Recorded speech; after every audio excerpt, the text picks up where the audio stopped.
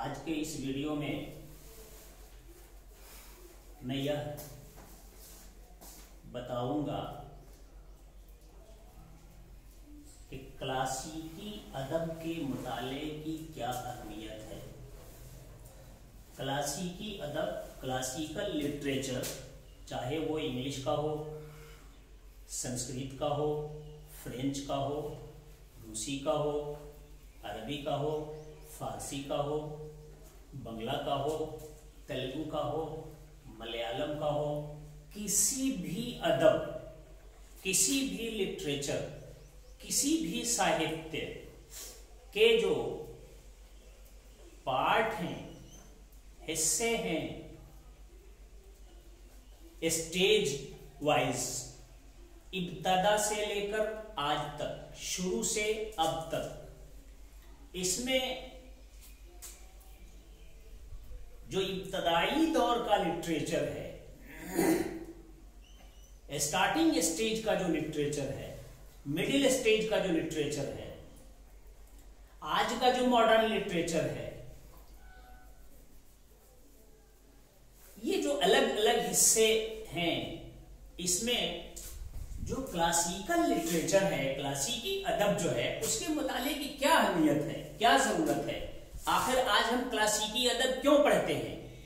आज स्टूडेंट्स के लिए या समाज के दूसरे कारी के लिए क्लासिकी अदब के पढ़ने की क्या जरूरत है? क्यों पढ़ते हैं हम ना पढ़ें तो फिर क्या बिगड़ जाएगा?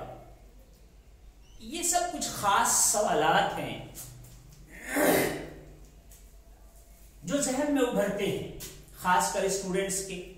हमें सिलेबस में जो चीजें दी गई क्लासिकी लिटरेचर में पढ़ने को, चाहे वो प्रोज में हो या पोएट्री में, क्यों पढ़ें उसको? उसके पढ़ने से क्या फायदे हैं? उसके पढ़ने की अहमियत क्या है? इसके जवाब में सबसे पहले ये कहना मुनासिब होगा कि इंसान समाजी जानदार है। जिस समाज में हम पलते हैं, बढ़ते हैं और जंगली जिंदगी से, खाना बदोशों की जिंदगी से आज तक तरक्की याफ्ता जिंदगी गुजारने तक के दरमियान हमने जो ग्रेजुअल जो डेवलपमेंट हासिल किया है, स्टेप वाइज जो तरक्की की है इंसानियत ने, वो किस किस दौर से गुजरते हुए, किन किन मरहलों से होते हुए आज तक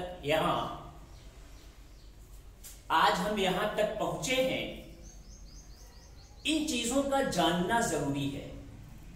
इन बुनियादी चीजों के जाने बगैर हम किसी भी लिटरेचर, किसी भी अदब, प्रोज या पोएट्री को ठीक से समझ नहीं सकते। आखिर वो जिस हालत में हमें मिला है वो क्या है, उसका मतलब क्या है, उसे हमारे सामने पेश करने का मकसद क्या है। इसे हासिल करने के लिए आज के इस दौर तक पहुंचने के लिए किन किन मरहलों से होकर गुजरना पड़ा। सबसे पहले इख्तिसार में मैं ये बताऊं, आज हिंदुस्तान आजाद है। बहुत ज्यादा पहले की बात नहीं है, 70-80 साल पहले हमारा मुल्क गुलाम था। गुलामी के दौर के दर्द को समझने के लिए ये एलानिया कहा जा सकता है कि जिसने गुलामी की जिंदगी जी नहीं है, वो गुलामी में होने वाले तकालीफ के दर्द को महसूस नहीं कर सकता। तब उन बातों को समझने के लिए हमें क्या करना होगा? हमें फिर से अंग्रेजों को बुला करके गुलामी करनी होगी, तब जाकर हम समझ सकेंगे कि गुलामी के दर्द को किस तरह से महसूस किया जाता है। फिर से हिंदुस्तान में कानून बदल करके और अंग्रेजों को बुला करके उनको हाकिम और अपने आप खुद को महकूम तस्लीम करना पड़ेगा। ये तो होने वाली चीज नहीं है। तब अदब ही है, लिटरेचर ही है जो आपको मुताला करने के बाद उस दौर के समाजी और सियासी हालात का स्टडी कराता है, मुताला कराता है। किस तरह से अंग्रेजों ने हिंदुस्तान को दो गुटों में हिंदू और मुस्लिम करके बांटा और आजादी की तहरीक में अंग्रेजी हुकूमत के खिलाफ लड़ने वाले लोगों को कमजोर करने के लिए तोड़ करके अलग अलग गुटों में बांटा और खास खास इसके लीडरान को और कुछ खास बिकाऊ किस्म के लोगों को खरीद कर रुपए पैसे की बदौलत लालच दे करके तुम्हें हम यहां का हाकिम बना देंगे, तुम्हें हम वहां का गवर्नर बना देंगे, तुम मेरी मदद करो। फौज को मिला करके जंग करने वाले मैदान में सिपाहियों को तोड़ करके अपनी तरफ मिला करके किसी तरह जीत हासिल की। अंग्रेजी हुकूमत के खिलाफ आवाज उठाने वाले लोगों को किसी भी तरह से कामयाब नहीं होने देने के लिए उन्होंने साजिशें की ताकि इन्हें तोड़कर कमजोर बना दे तो वो हमारे खिलाफ आजादी की लड़ाई मजबूती से लड़ न सकें और हम ज्यादा दिनों तक हाकिम बने रह सकें। तब फिर इन चीजों का मुताला और मुशाहदा कैसे करेंगे, कैसे समझ सकेंगे कि उस दौर की समाजी जिंदगी कैसी थी। उस जमाने में आज से 80 साल से पहले, 80 साल से 180 साल पहले तक का जो दौर रहा है, इंसान किस तरह जिंदगी गुजारता था, किस तरह की आसानियां उन्हें हासिल थी, किस तरह की दुश्वारियों का सामना उन्हें करना पड़ता था। इन सब चीजों का जब आप स्टडी करने के लिए मन में ख्याल बनाएंगे तो आपको लिटरेचर का सहारा लेना पड़ेगा, अदब का सहारा लेना पड़ेगा, साहित्य का मुताला करना पड़ेगा, अध्ययन करना पड़ेगा, तब जाकर के उस दौर की चीजें आपको मिलेंगी। अब साहित्य में आज मॉडर्न दौर का अगर हम स्टडी करते हैं तो उसमें क्लासिकल चीजें, पुरानी चीजें तो नहीं मिल सकेंगी। क्लासिकी दौर की चीजों का स्टडी करने के लिए क्लासिकल लिटरेचर का स्टडी करना होगा, मुताला करना होगा, अध्ययन करना होगा, तब जाकर के आपको समझ में आएगा कि उस दौर के समाजी हालात, उस दौर के सियासी हालात, राजनीतिक परिदृश्य, पॉलिटिकल दौर किस तरह के हुआ करते थे।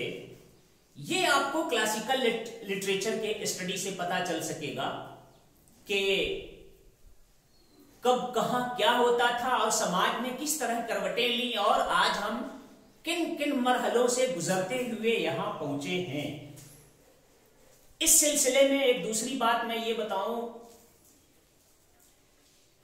मैंने बनारस हिंदू यूनिवर्सिटी में स्टडी की है, तो एक लंबी मुद्दत तक पढ़ाई के दरमियान मुझे बनारस के गलियों में, वहां के हलके में रहने और चलने फिरने का मौका मिला। इस बीच में खासकर लिटरेचर का आदमी हर जगह स्टडी करता रहता है, समाजी स्टडी भी होती रहती है। तो मैंने ये महसूस किया इत्तेफाक से अपने एक उस्ताद गिरामी के घर के बगल में, जिस खाली घर में कुछ दिनों तक मुझे रहने का मौका मिला था, तकरमत्ता एक DLW के पास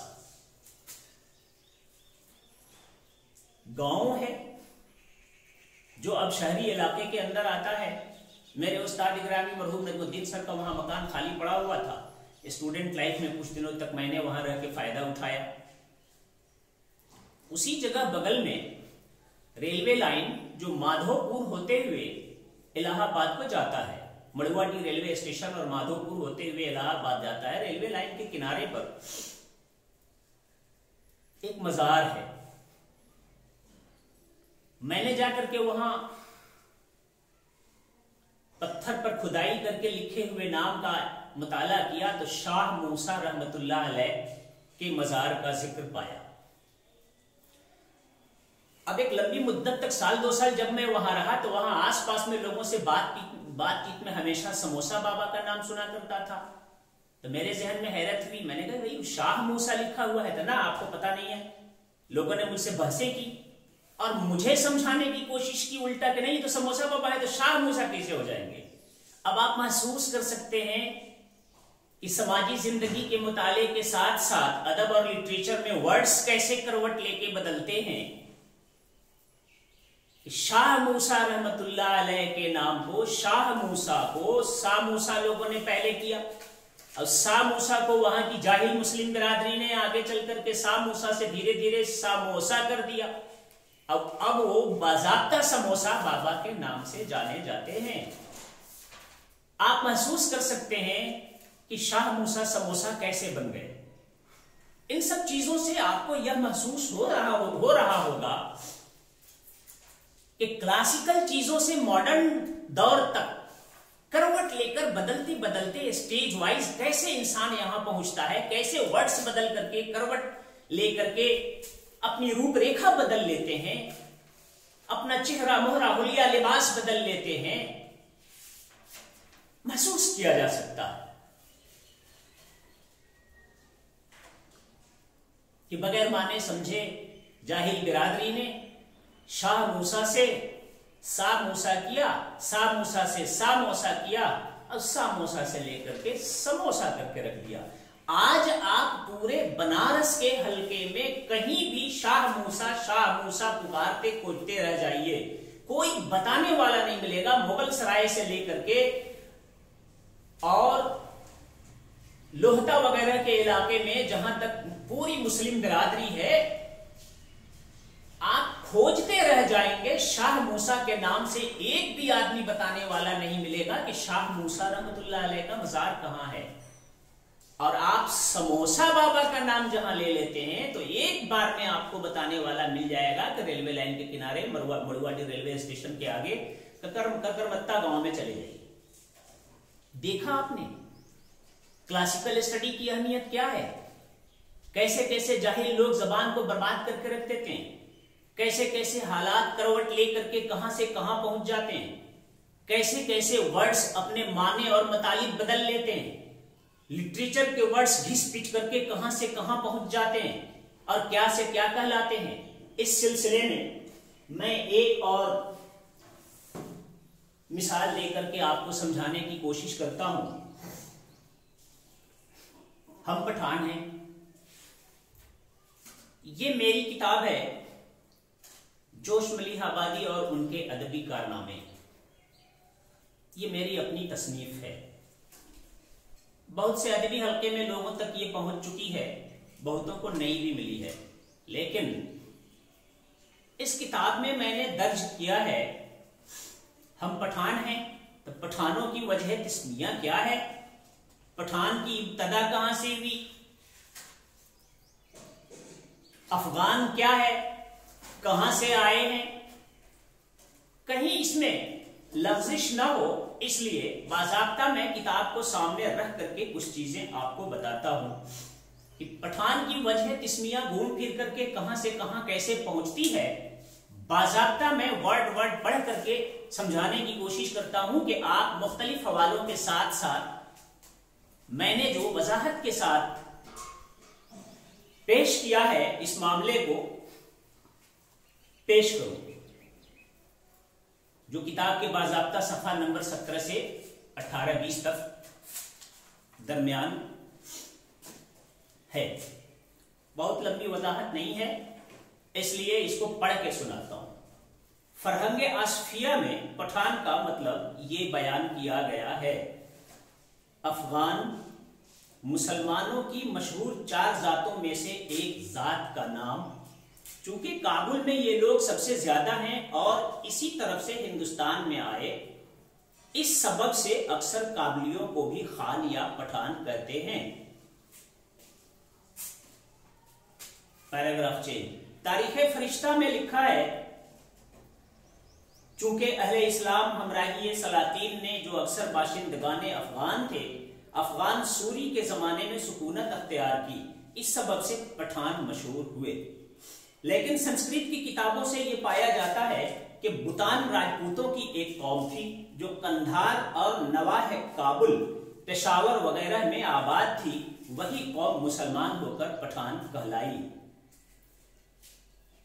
दूसरा, सिपाही, जंगी मुलाजिम, जैसे तीर न कमान काहे के पठान। तीसरा, सिफत खूनखार, जल्लाद, लड़ाक। और नूरुल लुगात में पठान का मतलब ये लिखा है, अफगान मुसलमानों की 4 जातों में से एक जात, काबुल के बाशिंदे, मिजाजन सिपाही जंगी मुलाजिम, चौथा सिफत खूनखार जल्लाद पठान का पूत, घड़ी में औलिया घड़ी में भूत। मसल तलोन मिजाजी जाहिर करने को कहते हैं। चूंकि ये किताब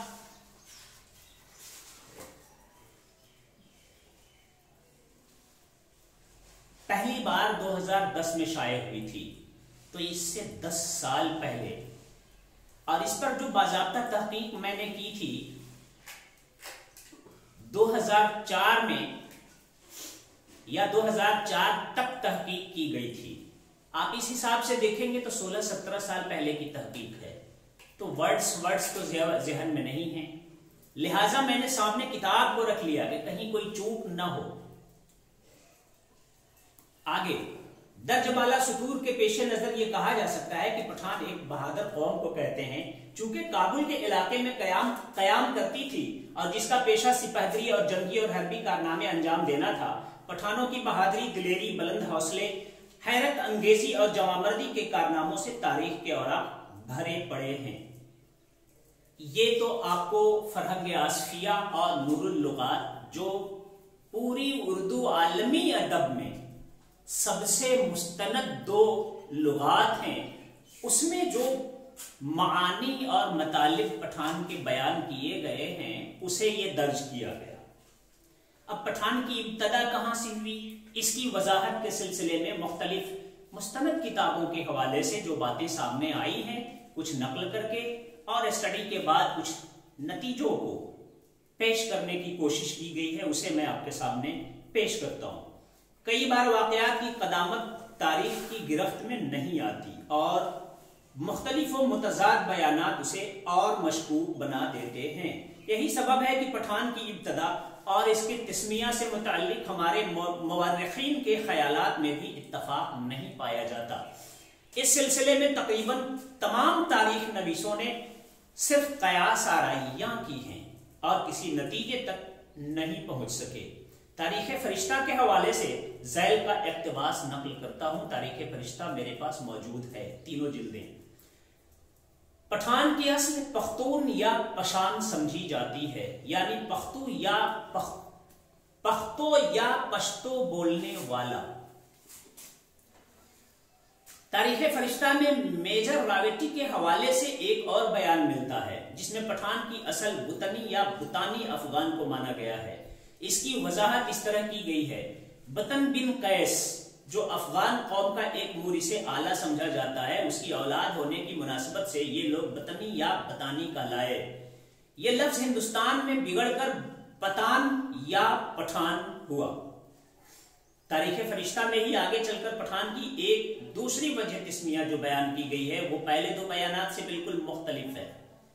मुलाजा हो, मुस्लिम बादशाहों के जमाने में जब कोहिस्तानी लोग, मतलब अफगानिस्तान वाले, हिंदुस्तान आए और सबसे पहले पटना में आबाद हुए, तो अहले हिंद उन लोगों को पटना की निस्बत से पठान कहने लगे।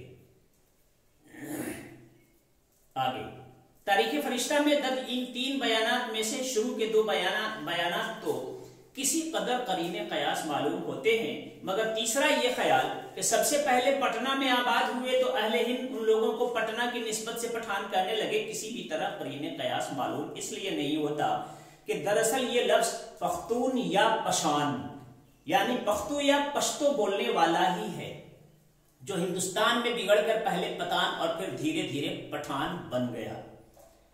इंसाइक्लोपीडिया ऑफ ब्रिटानिका में इस सिलसिले में कोई मुकम्मल और मुदल्लल बात नजर नहीं आती जिससे किसी नतीजे पर पहुंचा जा सके। इसकी तहरीर भी तारीख फरिश्ता की तायीद करती नजर आती है। 16वीं सदी ईस्वी से पहले पठान का जिक्र अदब में कहीं नहीं मिलता।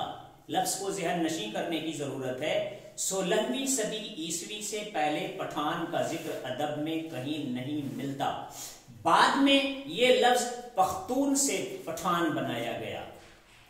एक और तारीख बताती है एक गिरोह के ख्याल में पठानों को यूनानी मुवर्रिखीन के बयान करदा इलाका पख्तीज की मुनासिबत से पुकारा जाता है, जो बाद में बिगड़कर पख्तून, पश्तून या पठान बन गया। फकीर मोहम्मद खां गोया जो जोश के परदादा थे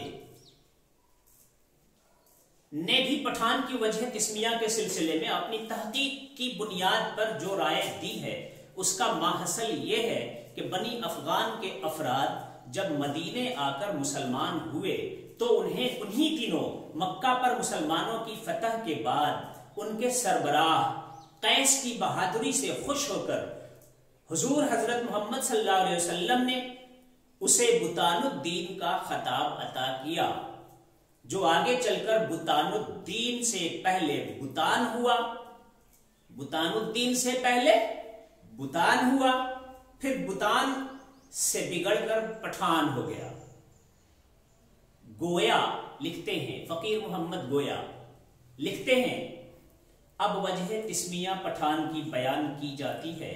चुनांचे फतह मक्का के मज़कूर जिसका ऊपर हो चुका है, कैस अब्दुल रशीद को फरमाया कि अंता बुतानुद्दीन, यानी तू बुतान दीन का है।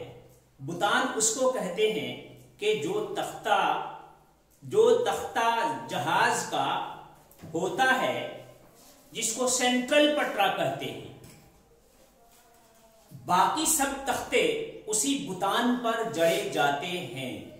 जिस वक्त के जो खताब रिसालत मआब का के हक में किसी मुसलमान के सादिर होता था, सहाबा कराम उसी नाम से उस शख्स को बमोहब्बत पुकारा करते थे।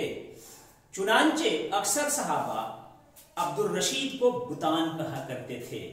चुनांचे कौम हजरत खालिद और अब्दुल रशीद की भी के अज हेरात कंधार ता गरबे कश्मीर हद उसकी थी और गौर से भी करीब थी, सुकूनत अख्तियार करती गई।